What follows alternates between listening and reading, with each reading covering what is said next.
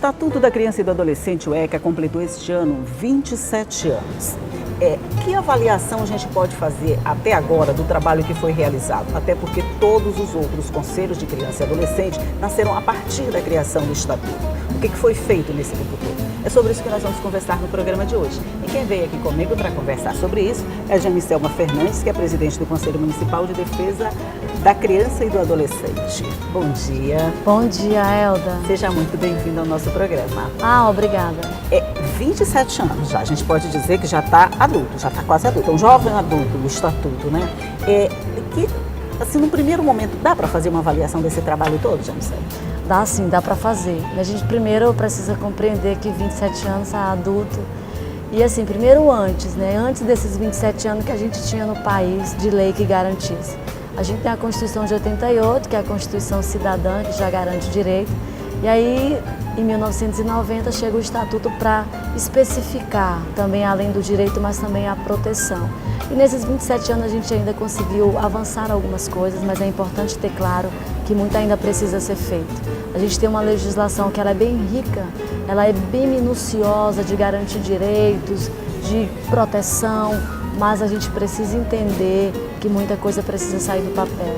Quer dizer, a gente já fez muito, mas ainda tem muito para fazer. Estamos no meio do caminho, mais ou menos. A gente está no meio do caminho, eu diria. Por exemplo, nós já tivemos, nos últimos 10 anos, mesmo com o Estatuto ainda sendo jovem, 27, mas já foram feitas algumas atualizações, como a Lei do Menino Bernardo, que é para ampliar a violência cometida contra as crianças, especificar mesmo agressões físicas, com tortura até a morte. Nós tivemos também o avanço, que é de reduzir a idade que os meninos chegam as crianças na escola cada vez mais cedo. Então agora a gente tem de 14 até 17 anos. A gente sabe a importância, nós sabemos de quanto mais cedo e essa estimulação ser garantida de uma forma adequada, melhor para o desenvolvimento das crianças. Com certeza. Casos simbólicos, assim, você lembrou aí a lei do menino Bernardo. Aí a gente lembra de toda aquela história que ele passou. Foi um sofrimento, um trauma, mas casos assim, bem emblemáticos como esse, de alguma forma eles servem também para dar um reforço a mais no Estatuto, para chamar mais atenção da sociedade para essa situação? O bom é que a gente não tivesse, que fosse assim. Com certeza, com certeza. Porque para que a lei fosse criada, nós tivemos o sofrimento que o menino Bernardo, com certeza, deve ter passado, chegando ao óbito, teve sua vida ceifada. E aí é um caso muito triste. Mas momentos como esse, eles servem para a sociedade refletir o quanto a gente ainda precisa proteger nossas crianças, que por vezes estão à mercê de violência por pessoas, não só o Estado, mas também de pessoas que deveriam ter o papel de protegê-las. Esse é que é o mais grave, que é mãe, que é tio, que é pai, que é avô, uma madrasta, um padrasto que se junta a uma família com a intenção, a gente entende o papel social principal, que é de proteger. Então momentos fatídicos como esse, eles tristes existem, mas servem para a sociedade refletir, que é um ponto muito importante em relação ao que as crianças sofrem, essa garantia de direito é que, por vezes, nós não entendemos que as crianças e adolescentes elas são passivas de direito. Por vezes, elas são vistas como objeto que devem ser o desejo das suas famílias, devem servir de objetos sexuais, devem servir para o trabalho.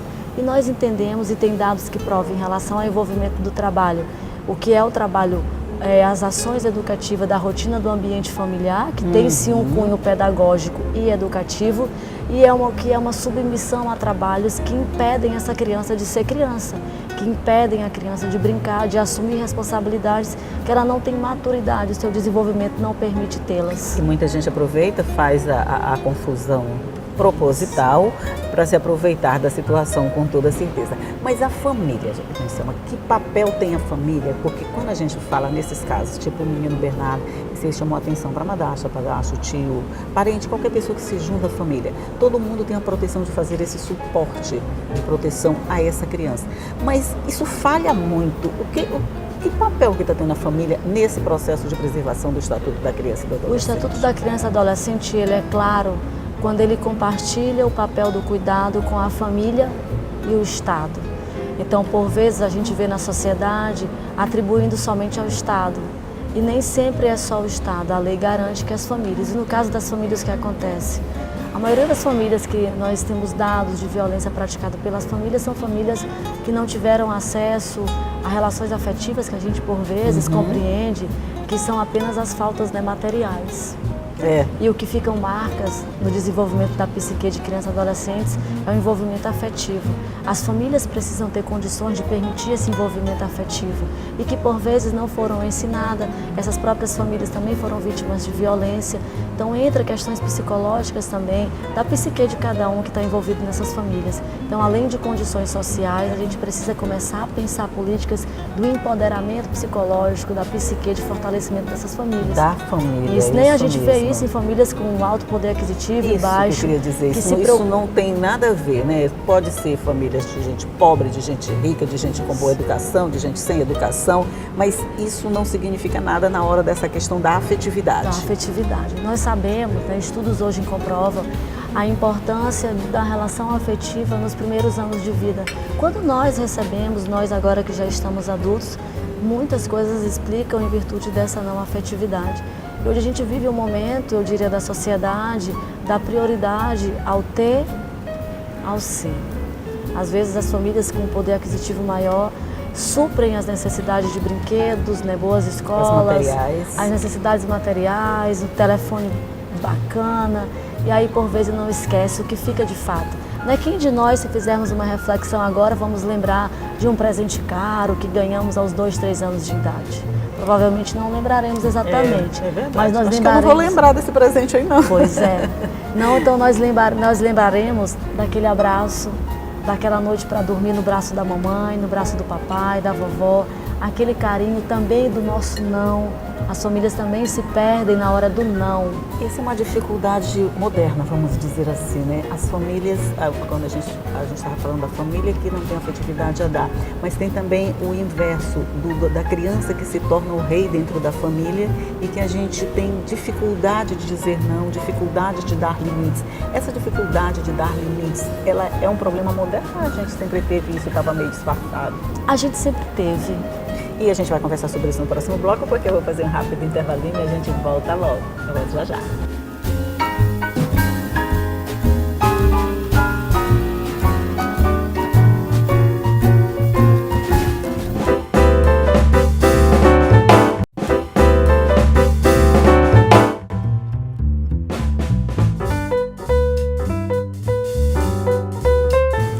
Continuar nossa conversa aqui sobre o Estatuto da Criança e do Adolescente e esse tempo todo que ele já está em vigor. A gente estava falando da questão dos limites na criança. Esse é um fenômeno novo, a gente tem mesmo hoje mais dificuldade do que antes de mostrar para os nossos filhos o que está certo e o que está errado. É mais cômodo dizer logo, vai, faz e não vou te dizer não. Eu diria que não é um fenômeno novo, mas a gente sente hoje mais porque as famílias estão cada vez mais, as mulheres, os homens, os cuidadores das crianças saem para trabalhar, né? Hoje é uma realidade, tanto a própria dinâmica da sociedade, que as mulheres participam mais do mercado de trabalho. Então a gente tem hoje menos tempo com essas crianças e aí parte dessa própria ausência. Seria uma forma de você compensar. Então você lei das compensações. Exatamente. Eu não fico muito, mas eu te dou isso aqui. Exatamente. É isso. Você respondeu de uma forma bem simples, quem está em casa com certeza entendeu. Eu não posso ficar muito contigo, meu filho, mas em compensação eu vou te dar isso aqui que vai suprir essa falta de mim. É estranho, né? A falta de mim. Uma das abordagens que vocês estão fazendo esse ano, por conta do Estatuto, é a mobilização para combater a violência sexual. Esse é um dos pontos que mais chama a atenção no cuidado com as crianças? Hoje, né, dados provam que das maiores negligências que nós temos, do que o Estatuto garante, as crianças sofrendo violência, dentre elas a violência sexual, o trabalho infantil, e aí crianças sem saúde e educação, como preconiza o Estatuto.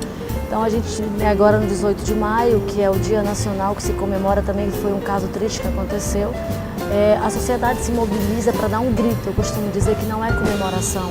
É um momento que a sociedade, os órgãos responsáveis para levar a discussão das políticas param e diz para a sociedade, olha, não podemos violentar crianças e adolescentes. O início da vida sexual, da forma como acontece, ela não é saudável. Então, o 18 de maio foi um movimento também articulado com o Conselho, e não o Conselho da Criança sozinho, mas também nós temos aqui em São Luís o Comitê de Enfrentamento à Violência Sexual, que é formado por instituições da sociedade civil e poder público. Então esse 18 de maio é para dizer não. E o Estatuto é claro no seu artigo, ele diz: vamos proteger as crianças contra qualquer tipo de violência, dentre elas violência sexual. E nós tivemos uma inovação agora em 2016, se não me falha a memória, 2015, mas foi recente, de incluir também a pornografia digital. Essa está parecendo uma praga agora, né? Isso. Ela cresce sozinha, como erva daninha. E o Estatuto já tem garantia de tipificar como crime. Então, você divulgar vídeos ou produzir, dirigir vídeos com crianças praticando relações sexuais ou gestos obscenos ou as suas partes íntimas, também no meio digital já é crime. Então, o Estatuto já se atualizou. Você já tem um mecanismo para punição desse tipo de coisa, né? Já. Inclusive, o que a gente recomenda, se você recebeu qualquer vídeo com esse caráter ou fotos, você precisa, né, se for guardar no seu celular, é só para procurar a delegacia mais próxima ou o Disque 100. Se você for pego com o seu celular com vídeos e fotos de crianças mantendo relação sexual ou fotos obscenas, você pode responder legalmente, já é tipificado como crime. E aí o perigo, não interessa se você recebeu inocentemente ou não, porque sua obrigação quando recebe é denunciar. É denunciar, apagar, reproduzir, enviar para outras pessoas, também é crime. Com certeza. Mas com relação à violência sexual em si, o que mais chama a atenção é que ela é praticada dentro da família. Isso não torna a situação, além de mais delicada, um pouco mais, não sei se existe essa palavra, indenunciável? Sim, é um dos grandes desafios. Se você me perguntasse, Janicelma, quais são os maiores desafios para que a gente possa punir os culpados? Então deixa eu perguntar, Janicelma, quais são os maiores desafios para que a gente possa punir esse pessoal todo? Olha só, primeiro é essa denúncia. Porque quando no caso de pessoas adultas, elas têm outras relações, pode acontecer de um desconhecido abordar uma mulher, mas no caso de crianças e adolescentes, aí eu ressalto crianças, em sua maioria, os abusadores são pessoas do vínculo familiar ou afetivo. Esse que é o mais chocante, eu acho. Porque é o avô, é o tio, é o pai, é o padrasto, é o primo mais velho, é um amigo da família, o padrinho. Porque as crianças, os relacionamentos ainda são todos conduzidos por um adulto. Ela vai onde o adulto leva. E aí essas pessoas cometem esse crime. E aí por que é tão difícil? Difícil é que geralmente as pessoas, os outros vínculos familiares, têm um envolvimento afetivo com o abusador. Ou seja, o abusador, ele é o avô, então ele tem um filho, ele tem uma esposa que é a avó, é o pai, ele tem a mãe, ele tem a família. Então há um envolvimento não só da criança, mas dos demais, o envolvimento afetivo mesmo. Às vezes quando é o pai, a mãe tem um envolvimento afetivo, ela ama aquele marido, é o seu provedor. É verdade. E aí no caso de adolescentes... A dificuldade da denúncia parte daí. Você quer proteger o abusador, mesmo você não concordando, na maioria das vezes, né? Mesmo você não concordando com o abuso, você quer proteger o abusador. E aí causam também um grande sofrimento para as famílias, para a própria criança ou adolescente que sofreu essa violência. A criança, no caso específico, ela se vê envolvida em uma série de questionamentos. Ela ainda é muito jovem, seu desenvolvimento para compreender. Criança. É uma criança. Uma criança. Aquela pessoa que se propõe a cuidar, de repente ela passa a fazer algo que para a criança é muito estranho. Por vezes causa dor, causa sofrimento. E aí, como fica isso?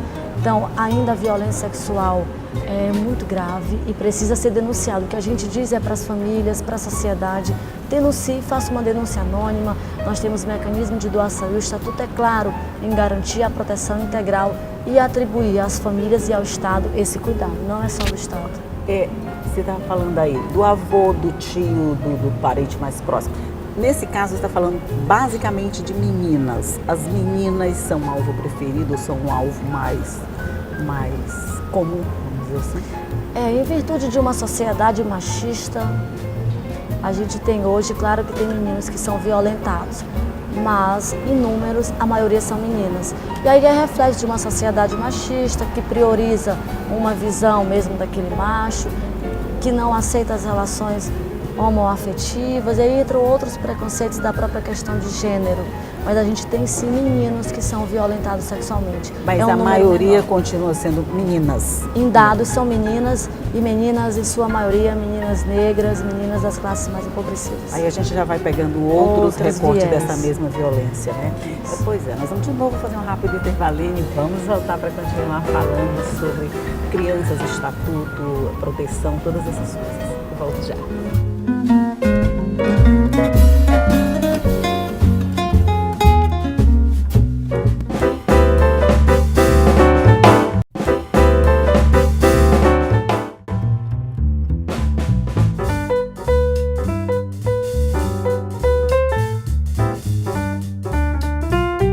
Chegamos no nosso último bloco de conversa aqui sobre o Estatuto da Criança e do Adolescente, e a gente está falando do Estatuto, mas a gente tem que lembrar que para que o Estatuto seja, vamos dizer, posto em prática, a gente precisa dos conselhos. E esses conselhos foram criados logo depois. Aqui o do Maranhão, qual a situação? Aqui em São Luís nós temos o conselho, já criado em 1991. Logo no ano seguinte da criação do Estatuto, não é isso? No ano seguinte. O Estatuto ele é bem claro, quando se cria o Estatuto da Criança e Adolescente em 1990, ele rege, então, ele determina, na verdade, que se crie conselhos específicos para monitorar tudo isso, monitorar essas políticas. O que são essas políticas? São as crianças terem acesso à educação, saúde, seus direitos preservados. Então, aqui em 1991, a gente cria o Conselho Municipal e aí ele está até hoje. Ele é um conselho paritário. O conselho tem assento em instituições da sociedade civil quanto poder público. A gestão de cada presidente é de 2 anos, a qual nesse momento eu estou presidente. E há uma paridade. Então, lá é um espaço de discussão tanto para a sociedade civil quanto para o poder público. Nos municípios, gente, a situação é a mesma, quer dizer, em quantos municípios a gente já tem aqui? A gente pode dizer que isso já se espalhou por todos os municípios do Maranhão? Eu diria, e com muita certeza, que 90% dos municípios maranhenses já contam com o seu conselho municipal no papel. O que a gente precisa agora é unir a sociedade para buscar que esses conselhos tenham força, tenham condição de funcionamento, tenham seu espaço físico, tenham equipe técnica, e tudo isso deve ser mantido pelo poder municipal. Então, o que a gente precisa compreender... Que aí já fica um pouquinho mais complicado. No Maranhão e no Brasil todo. No Brasil todo. O nosso aqui de São Luís, a gente tem um apoio, nós temos uma equipe que trabalha, nós temos, abre diariamente das 14 às 18 horas, tem a equipe técnica trabalhando diariamente. Então a gente precisa se juntar com outros para fortalecer, porque os conselhos eles existem com esse fim, de acompanhar. Eu não uso o termo fiscalizar, o verbo, porque fica, mas assim, Parecendo que é um fiscal. É, um fiscal. E o conselho não é só isso, ele é de pensar as políticas, não é só de apontar culpados, mas também de ir lá, de sugerir junto às políticas públicas, de mobilizar a sociedade, então discutir em espaços como esse, quem está nos assistindo agora, de entender que é um espaço também da sociedade, de buscar, de garantir que crianças e adolescentes tenham os seus direitos garantidos. E espaços como esse é fundamental para levar essa discussão para a sociedade. E aqui nesse livreiro vocês mostram o trabalho, quer dizer, como é que funciona o conselho, é isso? Esse é um material gráfico de divulgação do conselho, que a ideia mesmo é essa, eu volto a dizer, é que a sociedade participe, entenda o que são os conselhos, participe das nossas plenárias e abrir para a sociedade. E você diria que a sociedade já sabe, quer dizer, ela tem consciência do trabalho dos conselhos municipais da criança e do adolescente e que ela pode fazer parte desse conselho participando de discussões assim? Eu diria que não. Nós temos ainda nós temos conselhos em várias áreas, nós temos conselho do idoso, temos conselho da criança e adolescente, conselho do Fundeb, de vários recursos. Mas ainda precisa a sociedade se emancipar e entender que espaço é esse, que esse é o espaço que a sociedade deve estar presente. Então você precisa ter um assento específico para ser conselheiro, mas para assistir às plenárias, participar das decisões, é aberto ao público, a gente faz Você não precisa ser conselheiro para participar do conselho como opinador, vamos dizer assim. As plenárias são abertas, você só não pode votar, mas pode opinar. Isso. E dizer, vamos pensar assim, lá no meu bairro está assim, a escola está assim, o posto de saúde está assim, lá não tem uma pracinha para as crianças. Então participe, e é muito importante vir espaços como esse, usar a mídia para divulgar para a sociedade. Eu parto do princípio que por vezes a sociedade não sabe, mas a gente precisa ir lá informar. Então, parabéns até por convidar, e é importantíssimo. Mas é essa a nossa função, mostrar o que existe, porque a gente fica muito só reclamando, né? Porque aqui não tem isso, não tem aquilo. Bom, a gente está indo buscar, a gente está indo atrás, os mecanismos existem. Se a gente tentar botar eles para funcionar, quem sabe ele não funciona mesmo, né? Por exemplo, o Estatuto já tem 27 anos, então a gente pode dizer que ao longo disso, muita coisa já foi realizada por conta do trabalho do Conselho, não é? Sim, sim. Eu diria que hoje o Estatuto da Criança e Adolescente é uma legislação que muita gente já conhece. né? Se você visitar os vários espaços, as pessoas têm noção do que existe uma lei específica para cuidar de crianças e adolescentes, proteger e garantir seus direitos. Precisa mesmo é que a sociedade entenda e o poder público faça com que essas leis saiam do papel e cheguem para quem ela de fato foi pensada. E na maioria das vezes elas estão saindo do papel? Eu diria que é um caminhar lento. Eu diria que é um caminhar, é passo a passo. Hoje nós ainda temos, a gente abre manchetes nos jornais, nós ainda temos crianças que não têm uma escola de qualidade, nós ainda temos crianças que não têm seu direito de saúde garantido, nós ainda temos crianças que não têm espaços de lazer nas suas comunidades e nós sabemos a importância desses espaços para um desenvolvimento saudável. Nós ainda não temos algumas condições mínimas para essas crianças. Mas é um processo de construção histórica e eu sempre digo, nós vamos ficar, outros virão e a luta continua. Com toda certeza, se todo mundo lutar por um objetivo comum, a gente vai acabar alcançando esse objetivo. No caso é esse aqui, a proteção e a garantia dos direitos de crianças e adolescentes. Mas parabéns pelo trabalho que vocês desenvolvem, principalmente por levar as pessoas para conhecer o trabalho, para todo mundo se envolver, todo mundo participar. Vai ficar mais fácil. E aí a gente tem, nós apoiamos, nós temos um fundo da criança com recursos específicos de doação e de repasse do poder público, que são ações que acontecem, tem no nosso site. Você pode fazer doações para o Fundo da Criança, nós apoiamos vários projetos, e, 23 projetos, tem vários bairros da cidade. Quem sabe não tem aí no seu bairro um projeto apoiado com recursos do fundo.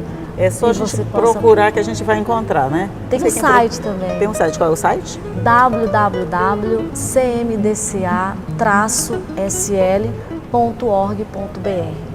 Lá você vai encontrar os projetos, você pode fazer doações para o Fundo da Criança e visitar nossos projetos. A gente tem 26 bairros da cidade, quem sabe no seu bairro não tenha um e você possa participar. 26, com certeza vai ter um perto da gente. Se não tiver no nosso bairro, vai ter um no bairro perto de onde você mora. Aí sim você pode acompanhar esse trabalho e dizer, eu também estou participando da implantação, não, mas da execução, de botar na prática o Estatuto da Criança e do Adolescente. Assim você está protegendo suas crianças, seus adolescentes e de quem está por perto, com toda certeza. Jane Selma Fernandes, muito obrigada pela sua participação no nosso programa. Bom dia para você. Obrigada, eu fico à disposição. Parabenizo a iniciativa. Obrigada. É muito importante ações como essa. Obrigada, bom dia mais uma vez. E você pode acompanhar tudo isso no nosso site, que é o l.ma.leg.br, e nas nossas redes sociais, claro. E todos os dias você já sabe que eu estou aqui te esperando às 8h30 da manhã, com muita informação para tornar o seu dia, a sua semana, o seu mês muito produtivo. Tchau!